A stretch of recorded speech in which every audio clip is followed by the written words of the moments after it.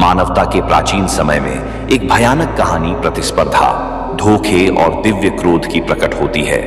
दो भाई कैन और हाबिल, जो पृथ्वी पर पहले मानवों के पुत्र थे, एक ऐसे मार्ग पर चलते हैं जो एक अक्षम्य अपराध की ओर ले जाता है। एक पाप इतना बड़ा कि इसका गूंज इतिहास की पन्नों में सुनाई देता है। जैसे ही उनके जीवन भाग्य से जुड़े होते हैं, एक निर्णायक निर्णय खून के रिश्ते को तोड़ देगा और एक शाप ला देगा जिससे कोई भी मनुष्य बच नहीं सकता। मानव स्वभाव की गहराइयों में एक यात्रा के लिए तैयार हो जाइए, जहां प्रेम घृणा में बदल जाता है और परिणाम शाश्वत होते हैं। नमस्कार दोस्तों, स्वागत है आपका हमारे YouTube चैनल पर, जहां हम आपको भारत और दुनिया की अनसुनी और अनदेखी कहानियों से रूबरू कराते हैं। तो प्लीज वीडियो को लाइक करके चैनल को सब्सक्राइब अवश्य कर ले, ताकि अगले वीडियो की जानकारी आपको सबसे पहले मिल सके। आदम और हव्वा, जिन्हें ईश्वर ने स्वर्ग में बनाया था, ने स्वर्ग के बगीचे में एक भव्य जीवन बिताया था, परंतु उन्होंने ईश्वर की आज्ञा का उल्लंघन कर दिया और एक पाप किया, जिसके परिणाम स्वरूप उन्हें स्वर्ग से निकाल दिया गया। ईश्वर ने उन्हें धरती पर भेज दिया, जहां उन्हें कठिन परिश्रम करना पड़ा और दर्द सहना पड़ा। हव्वा गर्भवती हो गई और उसने अपने पहले बच्चे को जन्म दिया। इस बच्चे का नाम उन्होंने कैन रखा। कैन के जन्म के बाद हव्वा ने दूसरे बेटे को जन्म दिया, जिसका नाम उन्होंने हाबिल रखा। कैन और हाबिल का बचपन धरती पर एक सादगी भरे वातावरण में बीता। कैन ने खेती में रुचि दिखाई और खेतों में काम करने लगा, जबकि हाबिल को पशुपालन में आनंद आता था और वह अपने पशुओं की देखभाल करता था। दोनों भाइयों के बीच बचपन में बहुत स्नेह था और वे एक दूसरे की मदद करते थे। कैन और हाबिल दोनों ने ईश्वर को अपने श्रम का फल अर्पित करने का निर्णय लिया। कैन ने अपनी फसल और फल ईश्वर को अर्पित किए, जबकि हाबिल ने अपने सबसे अच्छे पशु का बलिदान दिया। जब उन्होंने अपने बलिदान प्रस्तुत किए, तो ईश्वर ने हाबिल के बलिदान को स्वीकार किया और कैन के बलिदान को अस्वीकार कर दिया। कैन के मन में ईर्ष्या उत्पन्न हुई और वह हाबिल से क्रोधित हो गया। ईश्वर द्वारा हाबिल के बलिदान को स्वीकार किए जाने के बाद कैन के मन में गहरी ईर्ष्या और क्रोध उत्पन्न हुआ। उसने अपने भाई से दूर रहना शुरू कर दिया और उसके प्रति शत्रुता महसूस करने लगा।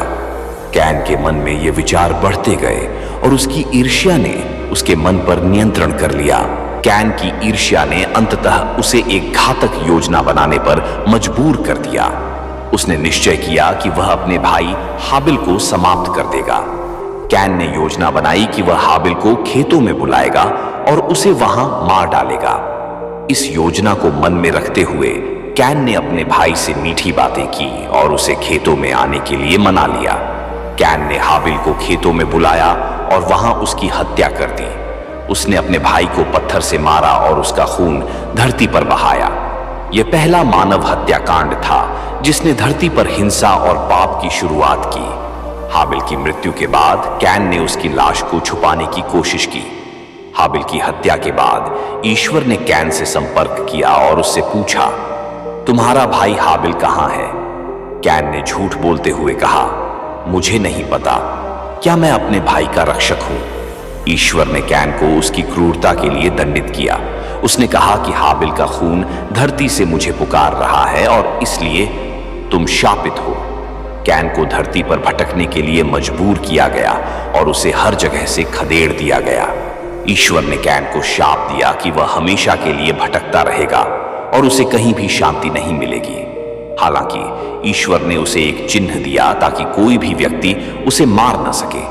कैन ने धरती पर भटकना शुरू कर दिया और वह एक अज्ञात देश में चला गया, जहां उसने अपने जीवन को व्यतीत किया। कैन का यह शाप उसके जीवन का एक हिस्सा बन गया और उसे कभी भी शांति नहीं मिली। कैन ने एक नए स्थान पर बसने का प्रयास किया और उसने एक परिवार शुरू किया। कैन के कई बच्चे हुए जिन्होंने धरती पर अपनी उपस्थिति बढ़ाई। हालांकि कैन का शाप उसके वंशजों के साथ भी जुड़ा रहा और वे भी शापित जीवन जीने के लिए मजबूर हुए। कैन ने अपने जीवन के अंतिम दिनों को एकांत में बिताया। उसकी आत्मा हमेशा अपने किए गए पाप के बोझ से दबाई हुई रही। कैन का अंत धरती पर अकेलेपन और पीड़ा में हुआ। उसकी मृत्यु के साथ ही उसका शाप भी समाप्त हो गया, लेकिन उसकी कहानी हमेशा के लिए एक चेतावनी के रूप में याद की जाती रही।